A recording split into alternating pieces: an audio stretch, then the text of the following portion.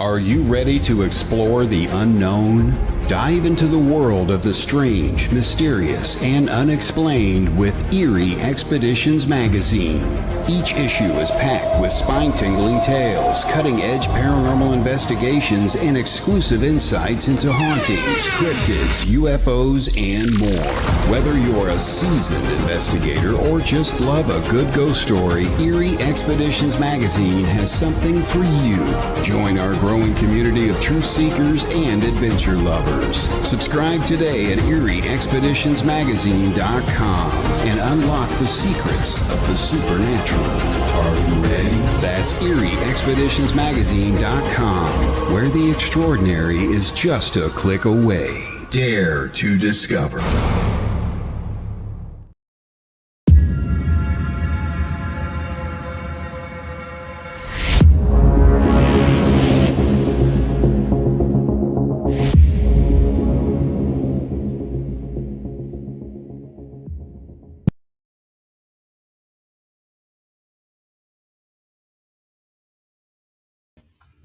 Welcome to this episode of The Gateway, broadcasting live from the edge of the Mojave where the strange slips through the cracks.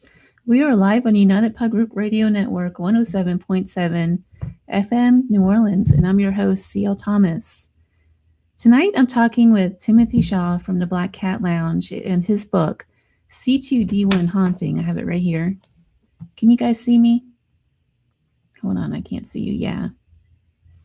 So, but before we get into that, I have a couple of housekeeping things to go over. You've been listening to Sean Callie with Into the Night right here on United Public Radio Network 107.7 FM.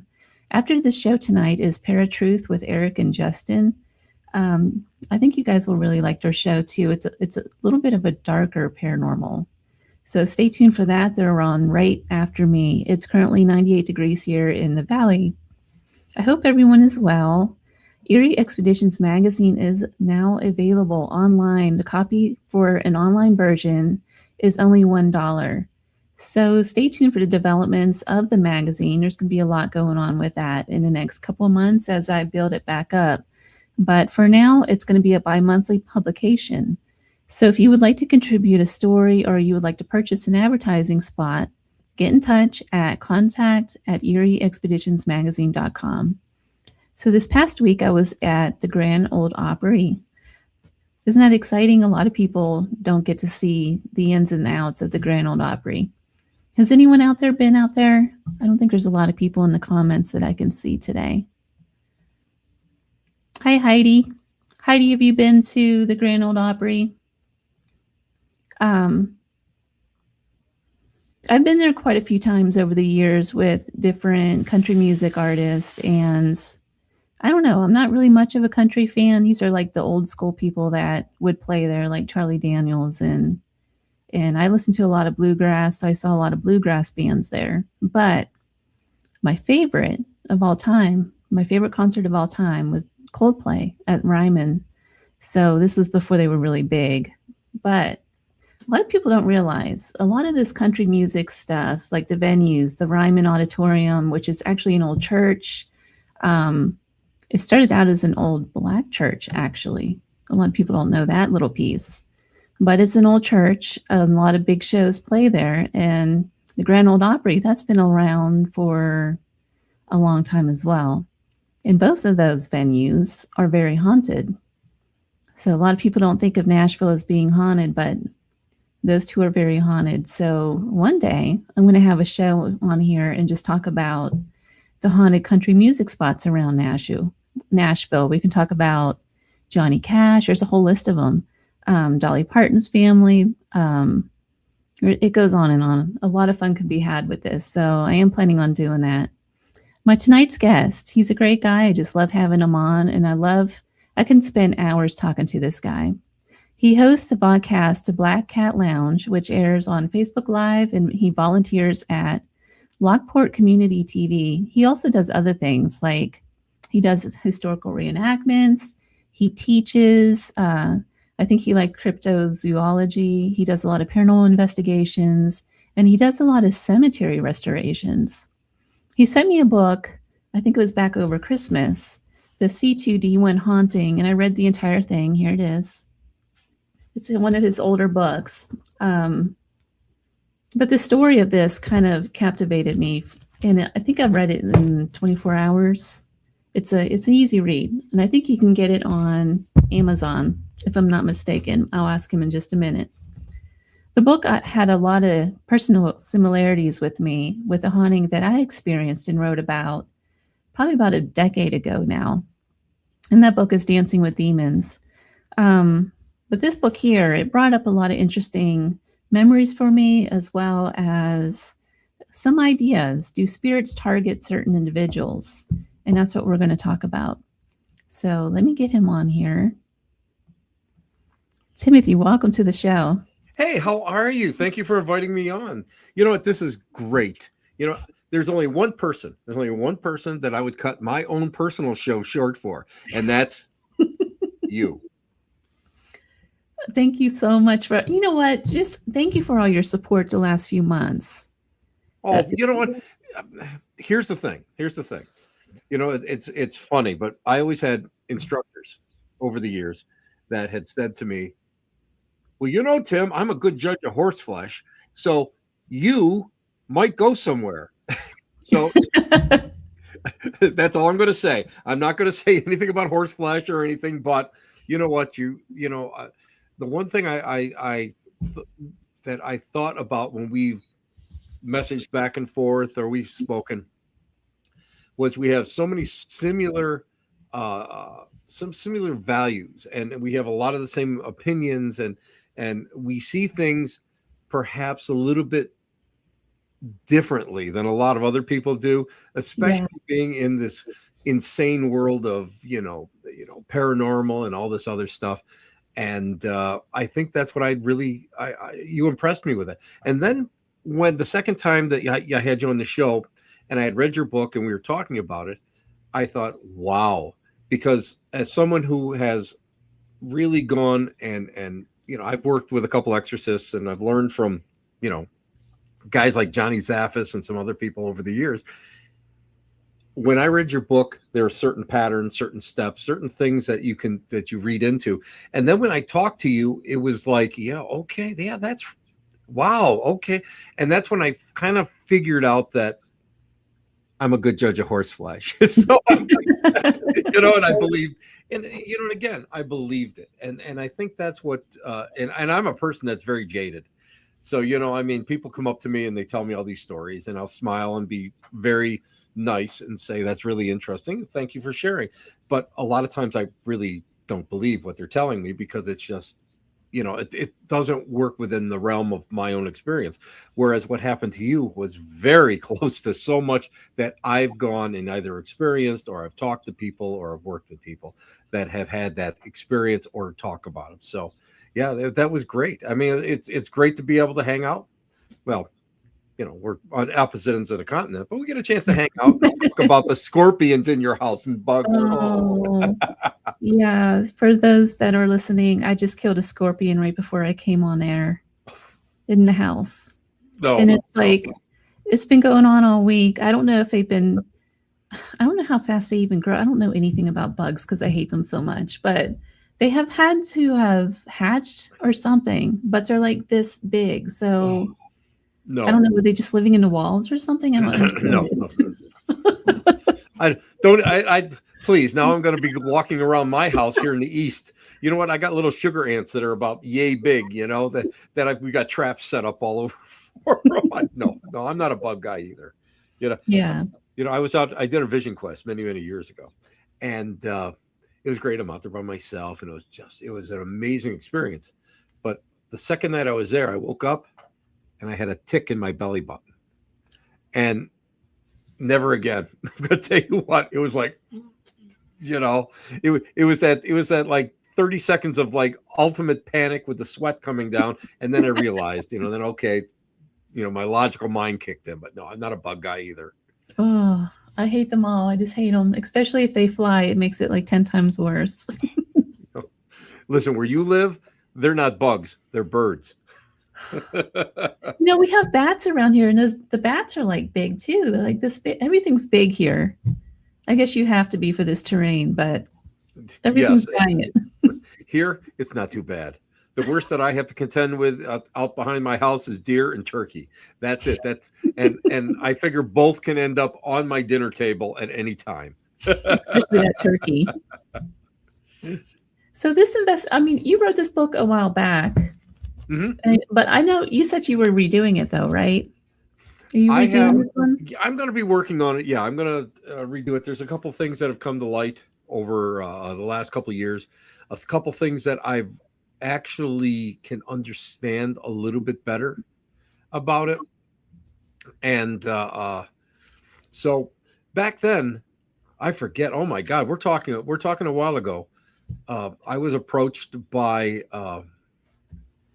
a director that was doing a independent movie on this kid, and I was like, "Why are you contacting me?" And I was with the old I was with the old Parax network at the time and CBS at the time, and he was being interviewed, and so I had like sent a couple chat room questions and trying to be like almost intelligent, which is hard for me to do on most occasions. And the next day I got an email from the director and asking me if I'd be interested in writing a companion book. And I had never done that. I had written regional books and and articles and that sort of thing, but I'd never written a companion book. And it was a whole new experience for me. And they were like, "We're going to go and let you do whatever you do and let the chips fall where they may." And I was like, "Well, what happens if this comes out negative? What happens if I find that this may be," which I didn't, but what happens if this may be more psychological than spiritual? And they said, "Let chips fall where they may, where they be, just let them do it, do it." And it's funny because the book that you have now, in that incarnation, that took me 7 days to write, but it took me over a year and a half to research, and probably about 25 false starts. It was one of those projects that, unless I could get all of my information all there in front of me, I couldn't get the book started. It didn't make any sense, no matter what I did. I can't even tell you how many times I went to the college, I went to the dormitory. I would call all the principal characters up. So you talked to Chris? Oh yeah, and everybody, and I went and I would ask the same question 3 to 4 times, different ways, so that I would know that they weren't lying to me.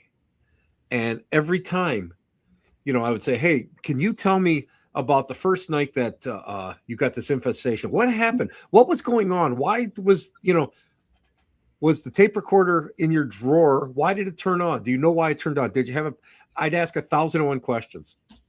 And as a matter of fact, just the other day, I was going through one of my filing cabinets and I found all my notes from this book. Oh, wow. Totally handwritten. That's not any of the, any of the stuff that because he lives probably about 6 to 8 hours away from me. I have every handwritten note that I ever made. I have all the recordings of all the interviews that I did with everybody.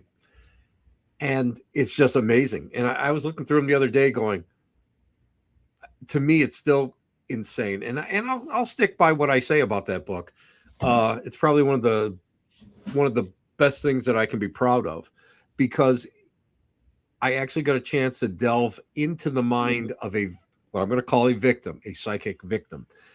And to be able to go be on that ground floor, because afterwards, he got picked up by school spirits and he was on the Netflix special, and he would speak here and there, and he was on the circuit for a while, and he's written his own memoirs. But to be at ground zero when you're putting something together, and they had already started filming, and some of the stuff that I had found did not jive with what they were doing in the film. And they actually, in that little independent film, they actually changed the whole ending of it because of the extra stuff that I found with it.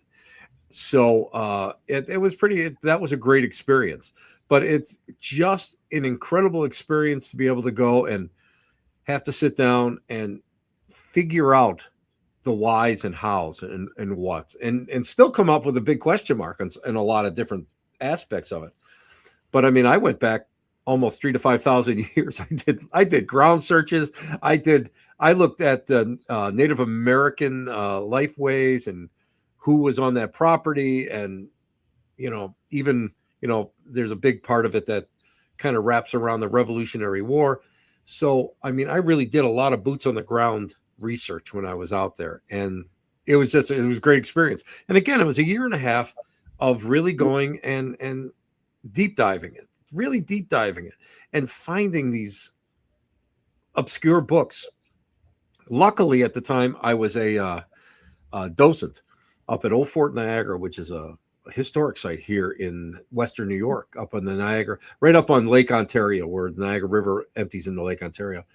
And they had a research library of that time period, which was amazing, which was like 1779 and all that. And I was able to go and pull out research from there. And it was amazing, because all of a sudden I'm looking at different things and it's correlating exactly with what he had related. It's an interesting book for sure. I mean, so this whole case takes place, I want to back it up just a little bit. This whole case, it takes place in 85, right? Right. So I think I was 6 years old at that time. Nice. Rub it in. Rub it in. Thanks. So this is like, I was experiencing my own little world of My Little Pony and things like that. But this was like, is this pre-Reagan? I don't really remember Reagan much, but I do know that this is way before ghost hunters and all of that. So culturally, this kind of thing wasn't talked about, period. Well, up to a point, because again, you were while you were engrossed in the world of My Little Pony, I remember I do remember the New Age coming in, the onset of like the interest that was starting to be reborn in the occult matters and all that. And I remember distinctly the satanic panic and all of that going on. So there was an underlying current that people wanted to go and really start seeing it. And if you start looking at culturally, if you start looking at like the fads and the movies, I mean, you had, was it 1973, The Exorcist hit, and that screwed up everybody's playing with Ouija boards. We blame that. Us collectors blame that for, all the bad juju on Ouija boards. But I mean, you had the Hammer films, you had Kolchak, the Night Stalker, you had the ABC movie of the week, which was usually like something that was kind of terrifying. So I mean, it was starting to slowly build. So yeah, it was, I wouldn't say it was totally mainstream, but I would say, yeah, people were aware of it. I remember like E.T. was the first movie that came out, which was, I cried. I was scared of that one. I've never seen E.T. Out of all the movies, I've never seen it yet. Yeah. But we had like Scooby-Doo. It seemed like a lot of the cartoons that I was watching back then was centered around the paranormal in some fashion. Listen, you gotta love Scooby-Doo because it's always the groundskeeper or the lawyer wearing a rubber mask. It was great because you solved your mystery and you wasn't scary and you went home, and then you had Scooby snacks. Yeah, you ate Scooby snacks, exactly. Well, it's interesting. This case, it takes place in a dormitory, not like a house like you would typically think. So it's different. It is, and that's what kind of threw me. And that's why I did so much research on the location. Because most of the time, in most of the hauntings that I've been involved with, there's usually, you always look at the set and the setting, and you're looking at the why. You're trying so hard to figure out what's powering it. And one of the big things that Johnny Zaffis, the nephew of the Warrens, always told me was, see if you can find what the battery is. What is powering it? And I thought, well, could it be a Native American burial ground? We live in Western New York. The whole place is a Native American burial ground. It's all paleo or Neolithic, I mean, so, I went, like I say, that's why I went back 3,000 to 5,000 years of trying to figure out if maybe there was a Native American settlement there, or there were mounds or whatever, something there. And I started delving into so many of the legends and lore of the Seneca, which were part of the Iroquois Nation, the Confederacy's western door. They were the far west of their domain. So I just started working on it and picking at it. And that's why I was able to go and able to write the book in the manner I did, was because I finally one day I said, I'm going to write this as if I was writing a log, a journal of what I need to look for. And I started finding it, and slowly but surely things started to go and make sense. And while the Native American aspect has a huge part in it, that wasn't the true I would say the true light of why and what happened. And basically the case was all about a kid, just a straight arrow kid, athlete, went to church on Sundays, went to Geneseo State, got a great room, got a dormitory room in Erie Hall, which is, and the C2D1, that's what goes for it. It's a dormitory. I forget what it is. The C2, I believe, was the room. It was, the quad, and that would have been because the dorm is actually two buildings with a walkway, and it's pretty neat. So why did this kid, this straight arrowed kid, get attacked? Why would something attracted to it? And that was my biggest mystery. And I'll tell you what, that was tough. That was the toughest thing. I got a hold of, like I say, Johnny Zaffis and some of the other people, and a bishop from the Western Rite Catholic Church. I questioned him. He was an exorcist. I questioned him at length. Why, how? And finally, the one thing I got to say is that, and we've talked before, that I'm not a big angel guy. I'm not a big demon guy. I'm a spiritualist. I was a Roman Catholic and a spiritualist. But I firmly believe in energetic personalities, and I firmly believe in negative energetic personalities. And the one thing that when I started looking at all the different traditions and different things that go on that kind of associated with attacks, I realized that whatever this negativity is, hates, absolutely despises the purest of us. And I think that is what the number one thing was. There's no rhyme or reason why he was chosen. We can't figure that out, because that's the other world. That's the other side. That's kind of trying to figure, that's their MO that they have to go and figure. We have to figure out. But the fact that he was targeted, and you see this through history, the target. Yeah, you do. And it's amazing. And it's like yourself. Why were you targeted? Because you were a nice person. That's why, and talented. And, again, this guy was an athlete. And what I always look for, the one thing that I look for in any cases that I've worked, is patterns. I look for patterns. I do know a scientific group that looks for patterns that associate with phenomena happening. So scientifically, there's something that may build up to a haunting or a phenomena. Likewise, when we start talking about a possession or a temporal possession, there are certain patterns that we look for. And infestation is one of the big ones that we look for. And that struck me when he started talking about the different infestations, the different things, the attacks that were happening in his dorm room, to the point where his roommate left all his books and just left. And he ended up at a Boy Scout camp for a couple of weeks because he was afraid something was going to follow him.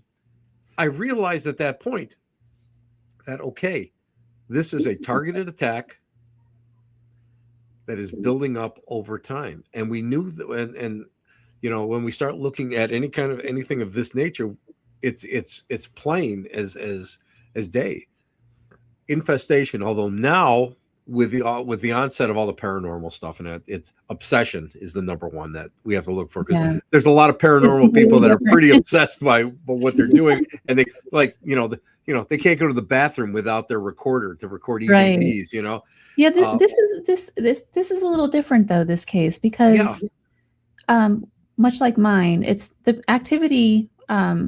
It's not something that you're looking for in the beginning, but then just little things starts to happen, and then it builds and builds and builds to the point where on this cover he's just standing there and you can see the wind blowing against his shirt. He's and what happens normally is this: is you get the infestation, which is built to scare you and wear you down.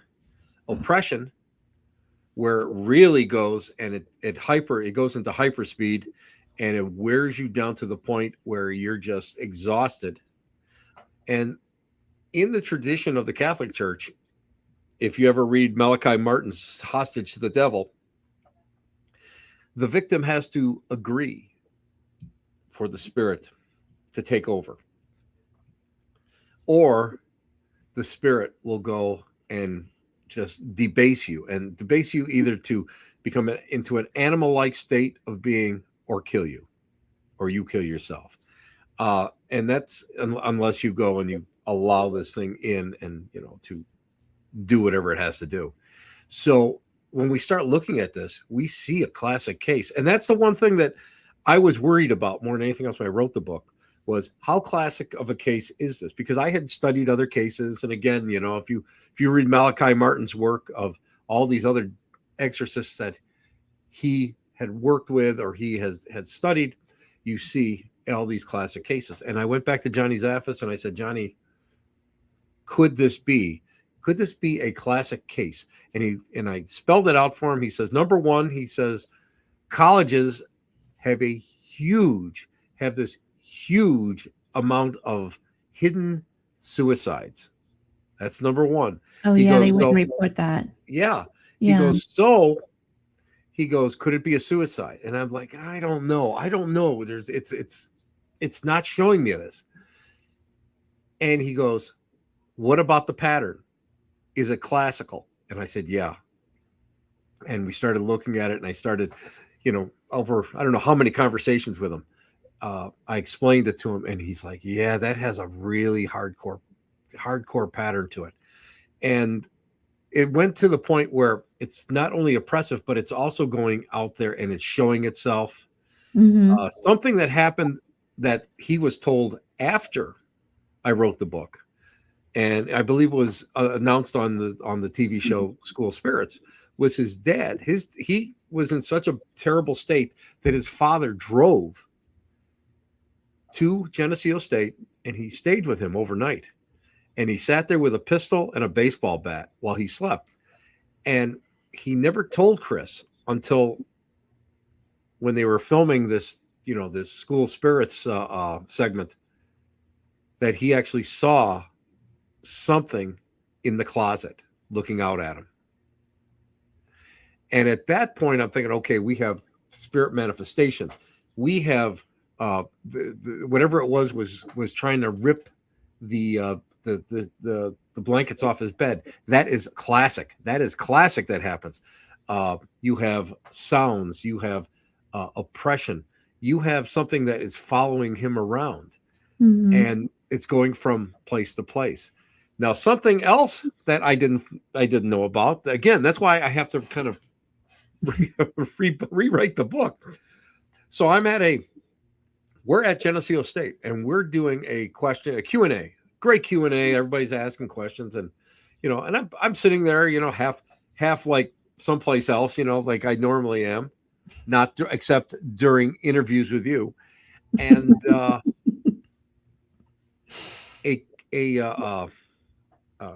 a New York State senator asks this question.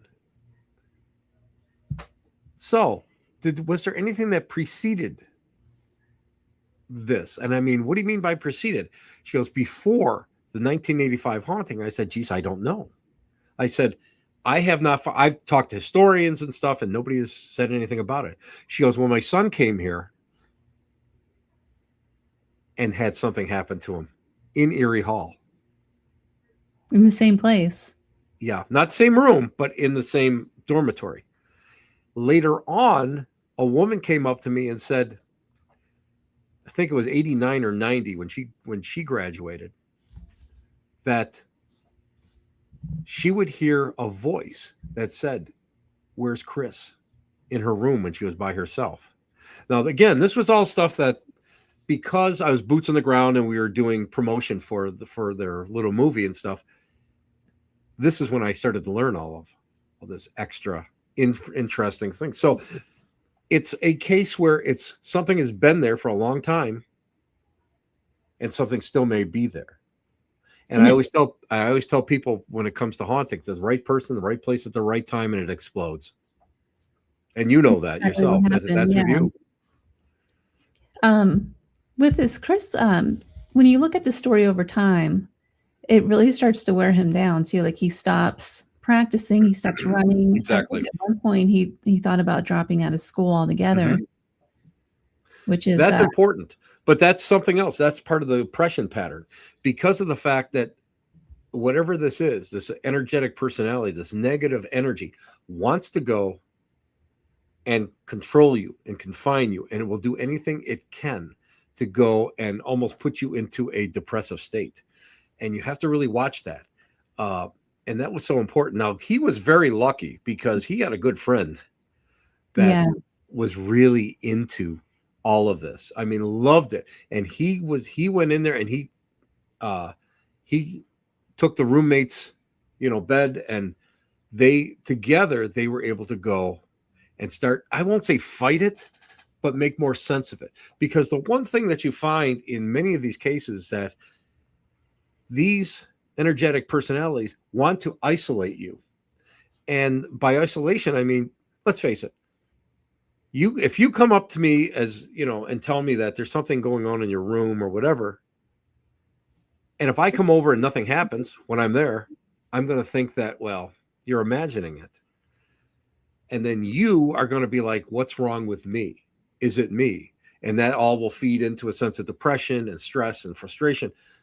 And he was lucky because he was able to go and have somebody that came in with him that believed in it and actually witnessed some of this that went on. That is so important. So you need to always, if you should fall into a situation of this nature, you need to have an ally. You need to have an ally. And in most cases, even if you go to a therapist, what are you going to say? I mean, they're going to go and medicate you and hope for the best, basically. But in Chris's case, I give him so much credit because he went and he pushed himself to that limit. He didn't give up. And I think toward the end there, he even had like a complete standoff with this big standoff. And that's what was so important that people don't realize, that when it happened in his shower, the dormitory shower. And again, I got a chance to go into this dorm, to the room, to the quad. And I got the chance to get into the, into the little bathroom in the little shower area that he experienced all this stuff. When he started seeing the shadows on the ceiling, he knew something was up. And now he started to go, and he had actually a friend that said, you got to go and confront this. You can't go and let this thing just control you. And he didn't. And he confronted it. And he got 3 jagged scratches, deep scratches on his back that took almost a whole summer to go and heal.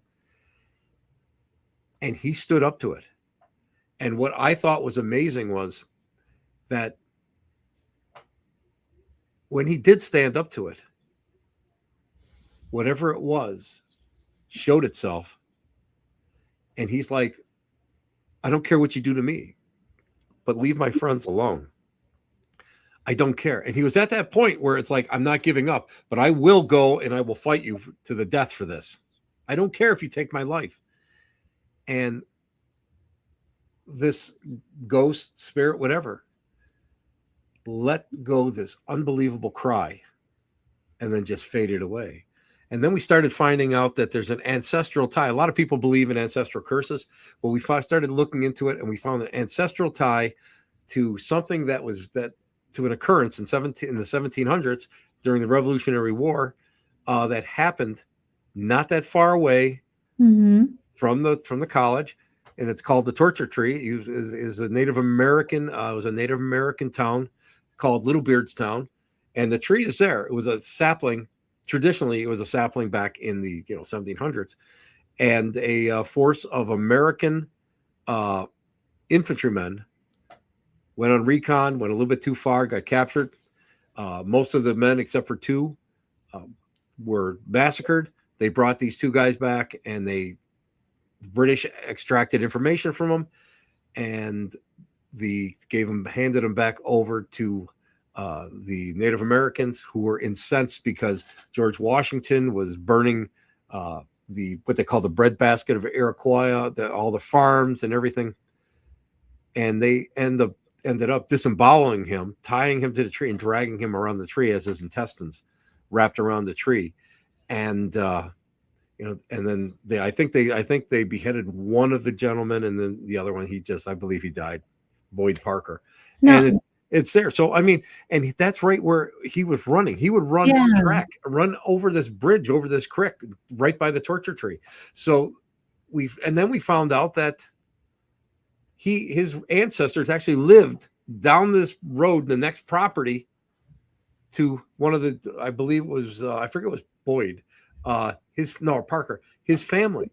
So there was an ancestral tie in there. So that's what you got to keep looking for.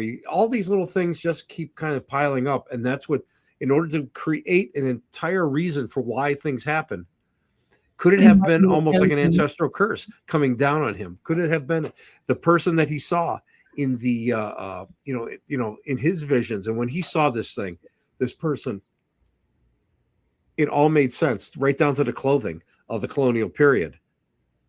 It's just so interesting. What does this case teach us about the relationship between human consciousness and the paranormal phenomena that took place? You know what? I believe the human consciousness is the result of all paranormal phenomena. It really is, because if you think about it, you can train yourself, and as a medium myself, you can train yourself to become attuned to frequency and the different frequencies of spirit out there and all the different things that go on. I believe that, again, if this thing was ancestral, it zoomed in on someone who was familiar, may have been a spiritualist believe like attracts like, could have been the same like vibrational frequency, and that could have been the reason why he was a target. So, I mean, everything, I believe that for me, consciousness is something that just never dies. I believe consciousness is always there. And again, that's why I always say energetic personalities, because the consciousness never disappears. And I believe that whether it's good or bad or indifferent, it stays there. And when we start talking about the paranormal, it's imperative that we take the time to understand the history, the setting, and understand why everything is in place the way it is. One thing about this case that I kind of got the chills from, and it was in the very beginning where, I forget their names. The Warrens go in to teach. Oh, Ed and Lorraine, yeah. Yeah, they were going around to different schools and teaching, and they just happened to go to this school. At St. Bonaventure, yeah. Yeah. And so he goes to that lecture with his friend, I think is his roommate, right? Right. That went, or was it the other friend? I'm trying to remember which one now. One of them convinced them. I can't think of it. Now, you know what? You put me on the spot because I can't remember his name. But It wasn't the Jeff guy. It was the other guy. It was Jeff. It was Jeff. Yeah, it was Jeff because he didn't care about, because Chris didn't care about it at the time, you know, and Jeff was the one that wanted to go and hear them. And well, here's the thing about that. What I loved about it is he went up to talk to Lorraine Warren. Now, everybody knows, you know, that knows anything about Ed and Lorraine Warren is they were like the big lay people back in the 70s, 80s, and 90s that did a lot of work in these haunted locations, and they were, you know, always on TV and everything. And Lorraine, for a Catholic, was probably one of the best mediums that you ever find out. You ever meet somebody like that? And I got a chance to meet her a couple of times, to talk to her a few times. She was quite the powerhouse, to put it mildly. And she for some reason, he walked up to say hi and thank you for the great, you know, for the great talk or whatever. And he put his hand out, and she went and put her hands back up like this and said about him being like something evil around him or whatever. And Ed got up and shielded her. Now, that's a common practice in spiritualism for a medium to break contact. You always have to have somebody there to break contact in case, like, you know, in some seances, light coming in, you protect the medium so it doesn't shock the neurological system. But he did that, and he was just like so like shocked at this. And so I brought that up to Johnny Zaffis, and Johnny is their nephew. I mean, Johnny is Ed's nephew, and he worked cases. I mean, he worked the haunting in Connecticut case and a couple other really nasty cases. You brought that forward in here. Yeah. That's why I thought it was great that he did that for us. But he said to me, he goes, "Oh yeah," he says, Lorraine would get this overpowering like feeling of evil, and Ed would have to get up there and like break it.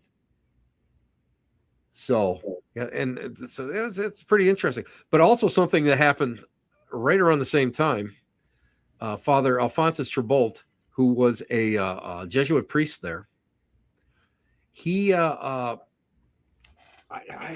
wasn't really an envoy of the Vatican, but he was a demonologist, and he was ahead of his time. I got a chance to go through a lot of his archives at St. Bonaventure. He's passed on now quite a few years. And he taught a class that was all about the occult. And he used to leave the first row of chairs open. That was for the ghosts. Nobody could sit in those. The ghosts, the spirits had to be in there. He was quite the character. But right around the same time, there was a girl there that claimed to have sold her soul to the devil and had a possession. And they did and I always laugh when I say this, but they did a motel exorcism on her. Well, how did that exorcism go? It went well. It went well. It was a teenage angst, and a lot of it was that, you know, and again, at this time during the satanic panic, it wasn't unusual for people to do these rituals and not know what they were doing. That's the one thing that I always warn people, my students, about it. You know, don't do a ritual if you don't know what the hell you're doing, or, you know, or mentor with somebody for a while. But apparently, yeah, she had personality changes and a lot of stuff going on around her, and vocal inflections were different, you know, all sorts of different things. She would go into trance and that sort of thing. And they had brought her to this motel that they were staying at, and Father Alphonsus Trabolt actually went out there. And if you know anything about Trabolt also was integral in the Hinsdale House case, that he did the deliverance, or what they call the location exorcism of the house. So yeah, there's a lot of ties into it, but that's pretty interesting. That is really interesting. So where is Chris now? Is he okay, or does he still have experiences? He's got post-traumatic stress still. He has trouble sleeping at night. I think he's come to terms with it finally, because for years they called him the Ghost Boy. And when this was happening, I had heard about it down in Lilydale, you know, and of course all the old blue hairs down in Lilydale, because I was younger at the time, in '85. I think I had hair, maybe I don't remember that far back, but they were like, oh, that kid's on drugs, it's a college kid on drugs. It's all BS and all that, And I actually went out there looking for him, and a lot of people did, and he would hide. There was like newspaper articles and reporters looking for him and stuff. And he wanted nothing to do with it. And it wasn't until, I forget, just shortly before they started writing a screenplay, they actually got a hold of him, and he said, you know what? He goes, I think it's time for me to, own this, because it's been following me for so many years. And I think it really did affect a lot of his life. Yeah. I won't say exactly negatively, but I think it gave, I think he had that burden pack that he carried with him for so long. And I think that when the movie, the little indie movie came out, and then my book, and then some of the other, he got a chance to start speaking about it and getting out there, his exposure, I believe that healed him so much more. And Chris is a good guy, so I've got nothing bad to say about him. And I think he's a truthful kid. I shouldn't say kid. He should be good for retiring soon. He was an instructor. He's an English instructor in I think a boys' home, a facility for boys that that are troubled. And I think the experience that he had actually put him in that direction, which is great. But he's a great guy.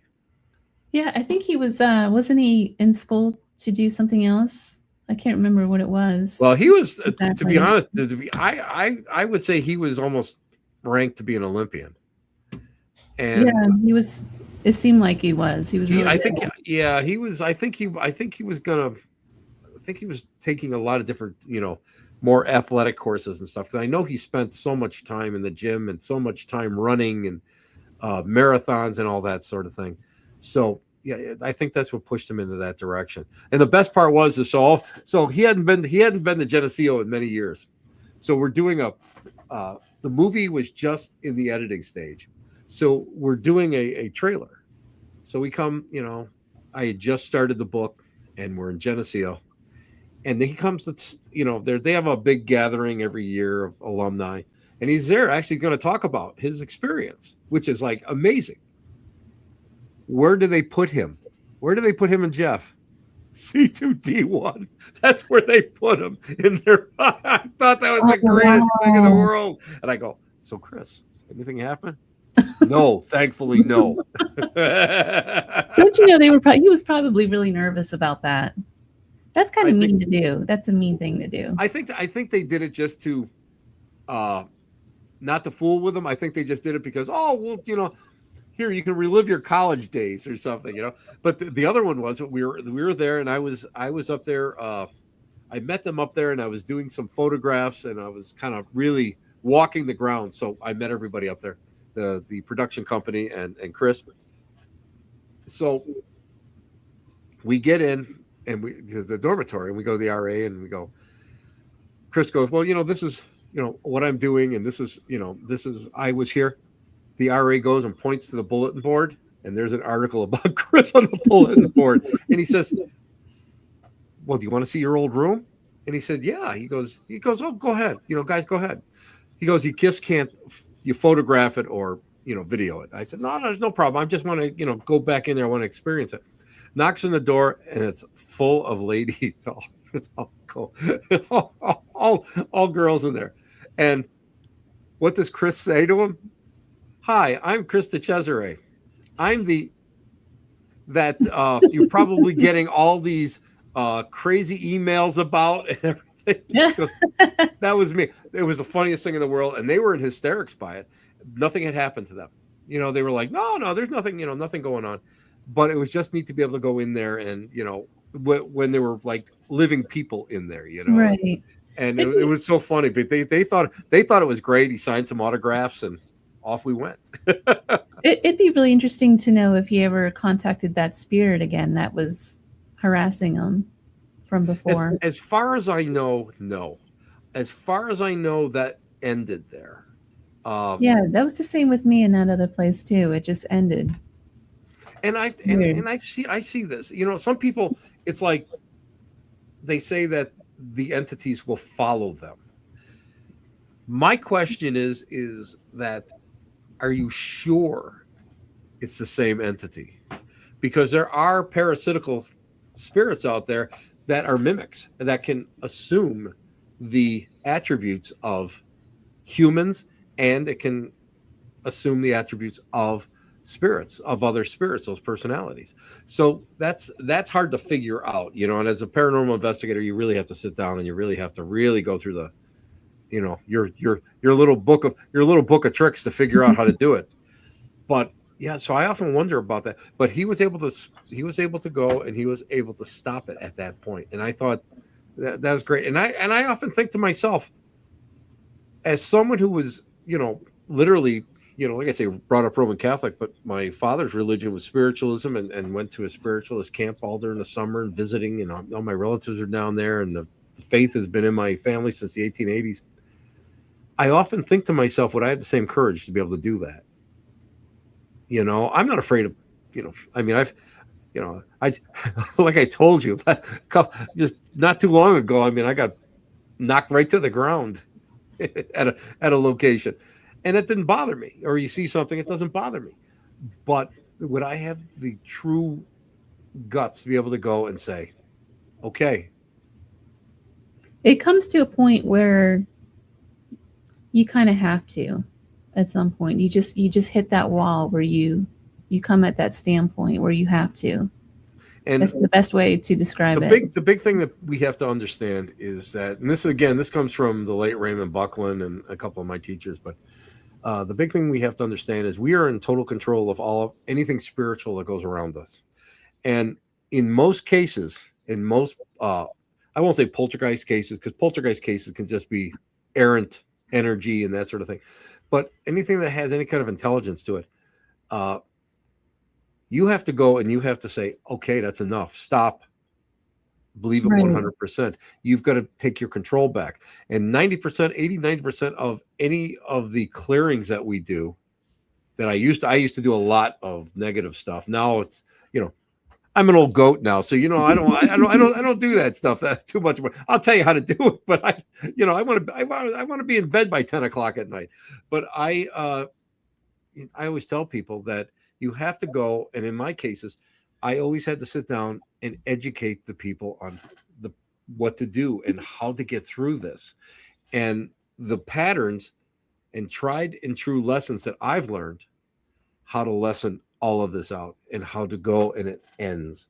You know, this whole I remember when Ghost Hunters first came out, and they were talking about bargaining and stuff, and I went, oh my God, that's one of the worst things you can do. You know, there's no such thing as, well, I'll tell you what, you can have that part of the basement and I'll have the rest of the house. That don't work, because it comes out, it wants everything. Right. So bargaining doesn't work, and you have got to be able to go and you have to get firm with it, and you have to really push to that point. And again, you know, it's funny because I laugh when I tell this to people, and people just like, what? I mean, I've been pulled, like I say, pulled down to the ground.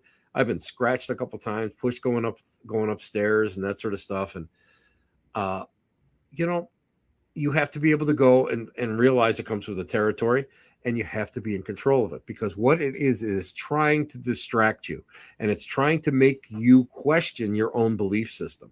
And if you can hold on to your belief system, which is hard, people don't realize when, when you're got all of this pressure on you to hold on to that belief system, that is the only way that you can go and clear yourself out of that situation. And a lot of times, like I say myself, we'll sit down and we'll tell them, this is how we do it. This is the way you look at it. And there's no such thing as going into somebody's house and dance around, naked around a fire in the backyard, with a dead chicken. I had a witch tell me that one time, and I was like, yeah, I'm not doing that. That's crazy. I mean, some of the stuff. I'm teaching a class soon on cleansing. There's 1,001 ways to do it, and I can tell you one thing: if the person's afraid of it, you can go and lessen it, but it's going to come back, and you have to go and you have to reinforce that. And one of my mentors always said to me, always make sure that before you walk out the door, that the people there have belief in themselves and their own control. And it's your job to give them that control back. And that's what's so important. That is so important. You're so right. I talk to so many people who don't understand that. They think that just calling in an exorcist or a priest is going to solve all their problems. And they don't realize that a lot of times it's within yourself. Exactly. Again, in the case of the Hinsdale house, my friend Dan Kless owns it. And I've been going up there since 2011 when they were going to tear it down. And if you do the background on it, classic haunting, a lot of stuff going on, probably revolved because of the kids. A lot of stuff keeps still going on now, but not as bad as it was. And what happened? Father Trabolt comes in, does a deliverance. The first time, does a mass in the kitchen, amps it up. Crazy, just amps it up. Later on, he comes back at a different time, does the deliverance, the exorcism of the property, and everything just drops. Man. But what happens? Months later, bang, starts coming back. Got so bad that the family had to move. And that's where it comes, that people don't realize that. Well, Timothy, we are all out of time, so I got to wrap this up real quick. People can find your book, the C2D1 Haunting, on Amazon.com. Yes. Where's the Black Cat Lounge at? The Black Cat Lounge, you can go live Tuesdays at my Facebook page, but you can also go and find it on my website, timothytshaw.com. And you can also go, and if you are a member of the streaming network Paraflix, you can find me there too. So I'm all over the place. Oh, and ParaX Radio, and it takes a couple weeks for my audio to catch up there. So, well, thank you, Tim. You've been listening to The Gateway, broadcast from the edge of the hobby, where the strange slips of the cracks, from United Public Radio Network 107.7 FM, New Orleans. My guest tonight was Tim Shaw, author of C2D1 Haunting. You can find his work on my website or on my Facebook page. It's posted right underneath, timshaw.com. Thank you for listening, and until next time.